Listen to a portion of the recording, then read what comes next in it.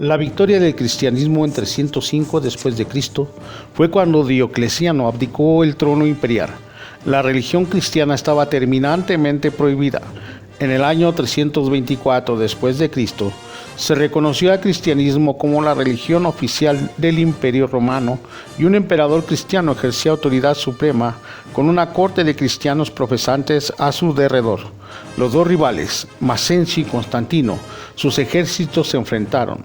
Macencio representaba al elemento pagano perseguidor. Constantino era amistoso con los cristianos, aunque no profesaba ser creyente. Después pasó algo que impresionó a la mayoría. Macencio afirmó haber visto en el cielo una cruz luminosa con el lema: "Por esta señal conquistarás". Más tarde ese lema lo adoptó como insignia de su ejército. La victoria fue de Constantino y Macencio se ahogó en el río en el año 323 después de Cristo. Constantino llegó al poder. Aún con tanta persecución, los cristianos han crecido. No es apto el erradicarlos, no es conveniente, ¿cierto? Muy cierto es. Sería muy conveniente hacer de esa religión la religión oficial de su gobierno, señor emperador. Fue así que la Iglesia obtuvo una cercanía como nunca antes con el gobierno, y las crucifixiones, esclavitud y juegos de gladiadores contra los cristianos fueron poco a poco extinguiéndose.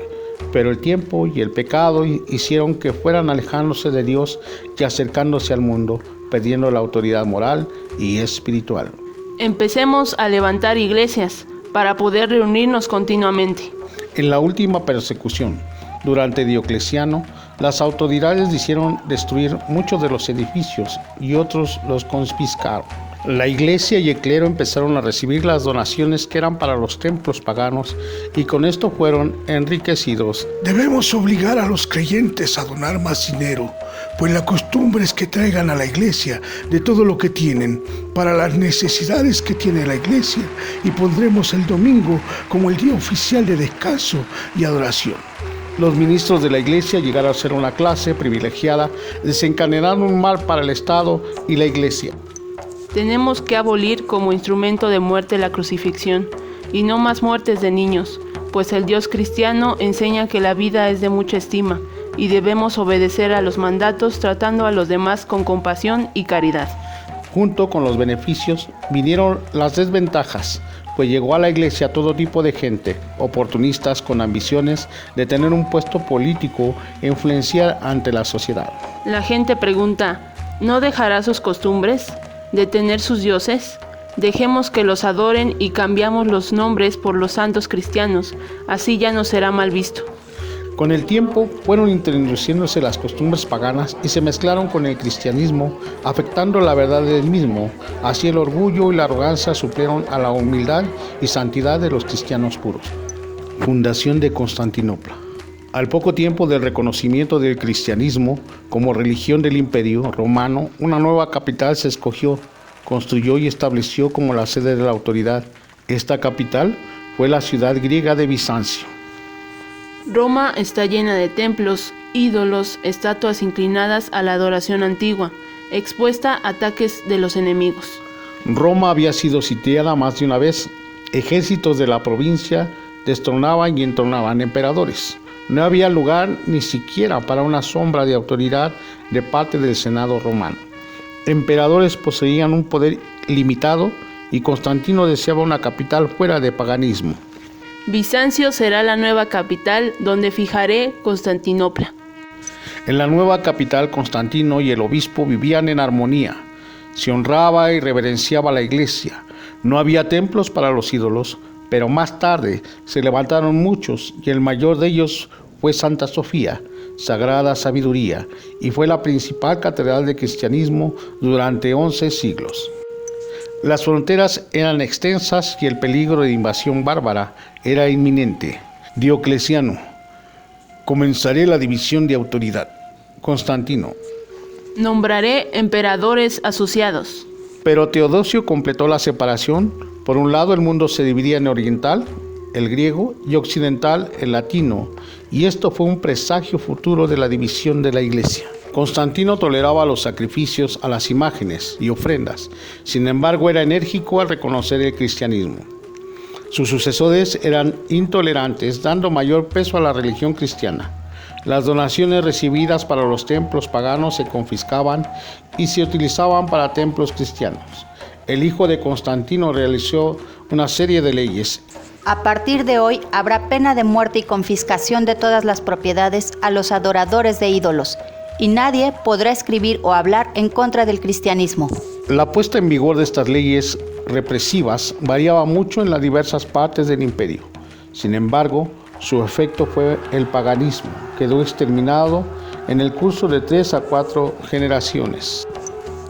Cuando el largo conflicto del cristianismo con el paganismo estaba terminado en victoria, surgió una nueva lucha, una guerra civil en el campo del pensamiento, una serie de controversias dentro de la Iglesia sobre sus doctrinas. Controversias y concilios. Primer controversia. Surgió sobre la doctrina de la Trinidad, especialmente de la relación del Padre y del Hijo. Arrión, presbiterio de Alejandría, alrededor de 318 después de Cristo, expuso: Cristo, aunque superior a la naturaleza humana, es inferior a Dios y no es eterno en existencia. El opositor principal, Atanasio, también de Alejandría, afirmó: Atanasio, La deidad del Hijo con el Padre, la deidad de Cristo y su existencia eterna. La controversia se extendió por toda la Iglesia y en el año 325 después de Cristo conciliaron darle fin. Segunda controversia. La naturaleza de Cristo. Apolinario, obispo de la Odisea, 360 después de Cristo, declaró: Apolinario. La naturaleza divina, toda la naturaleza humana de Cristo. Además, Jesús no era hombre, sino Dios en forma humana. La mayoría de los obispos y teólogos sostenían que la personalidad de Jesucristo era una unión de Dios y hombre, deidad y humanidad, en una misma naturaleza. La única controversia externa de este periodo surgía en la Iglesia occidental y fue sobre cuestiones relacionadas con el pecado y la salvación. Empezó con Pelagio, monje de Gran Bretaña, y Roma, como en 410 después de Cristo. No heredaremos nuestras tendencias pecaminosas de Adán, sino que cada alma hace su propia elección de pecado o justicia. San Agustín apareció en contra. Adán representa a toda la especie, que en el pecado de Adán todos los hombres pecaron y todo el género humano se considera culpable. Y el hombre no puede aceptar la salvación por su propia elección, sino por la voluntad de Dios. La semejanza de la Iglesia con el imperio. Esto fortalecía la tendencia hacia el nombramiento de un jefe en un estado gobernado, no por autoridades elegidas como una autocracia. Había patriarcas en Jerusalén, Antioquía, Alejandría, Constantinopla y Roma, obispo de Roma. Me adjudiqué el título de padre o papá y después lo modifiqué a papa.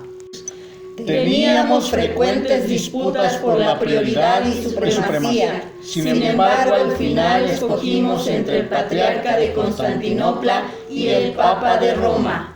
Roma reclama para sí la autoridad apostólica.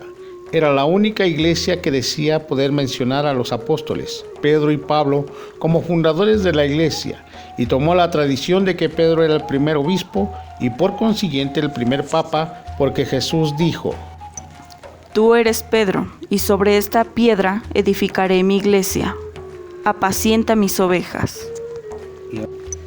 Desplegamos un cristianismo práctico. Ninguna iglesia nos supera en el cuidado de los pobres y ayudamos a la iglesia perseguida. Se llegaron a ver situaciones como estas entre funcionarios paganos y obispos. Funcionario pagano. Demando los tesoros de la iglesia. Obispo. Congregaré a mis miembros pobres y a ti, te digo, estos son nuestros tesoros. Así surgió por todo el occidente el obispo romano o papa, como cabeza de la iglesia en Roma y como cabeza de la iglesia en general. En el concilio de Calcedonia en Asia Menor en el año 381 después de Cristo, Roma ocupa el primer lugar y Constantinopla el segundo. Se prepara el camino para pretensiones aún mayores de Roma y el papa para los siglos venideros en este periodo de la iglesia imperial. El Senado no elegía a los emperadores. Cada ejército en las diferentes provincias presentaba a su candidato y la decisión no se hacía por votos sino con armas. En 90 años se proclamaron 80 jefes como emperadores y cada uno reclamó el trono. En un tiempo, dichos emperadores eran tantos que se les llamaba los 30 tiranos. La causa a muchas invasiones se debía al movimiento de las tribus asiáticas, cuando los bárbaros en el este de las provincias europeas se lanzaron sobre los romanos, declararon que los echaron de sus hogares una hueste irresistible de extraños guerreros. A este pueblo se les llamaba los hunos. Las primeras invasiones fueron de razas que estaban entre el Danubio y el mar Báltico. Se lanzaron sobre Grecia e Italia, capturaron y saquearon a Roma. Además establecieron un reino en el sur de Francia. Los francos ayudaron grandemente en la conversión del norte de Europa a la religión cristiana. Los hunos cayeron derrotados en terrible matanza y el poder de estos tuvo fin. El Imperio Oriental, que tenía a Constantinopla por capital, duró hasta el 1453 después de Cristo. En 476 después de Cristo, Odoacros asumió el título de rey de Italia. El Imperio Romano Occidental desapareció. Los godos constituyeron una excepción, pues ya Arrio los había convertido al cristianismo y tenía la Biblia en su propia lengua. La caída del Imperio Romano solo provocó que aumentara la influencia de la Iglesia de Roma y sus papas a través de toda Europa, de modo que aunque el imperio cayó, la Iglesia aún conservaba su posición imperial.